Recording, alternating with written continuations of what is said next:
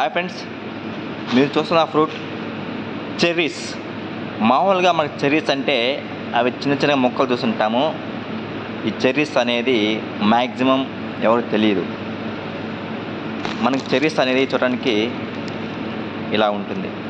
చూడండి ఎంత అందంగా ఉంది, చూడడానికి చూస్తుంటే నోరూరిపోతుంది కదా, అలాగే ఉంటుంది.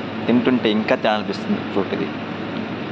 ఈ చెర్రీస్ అనేది మనకి అమెరికా నుంచి వస్తుంది, ఆస్ట్రేలియా నుంచి వస్తుంది.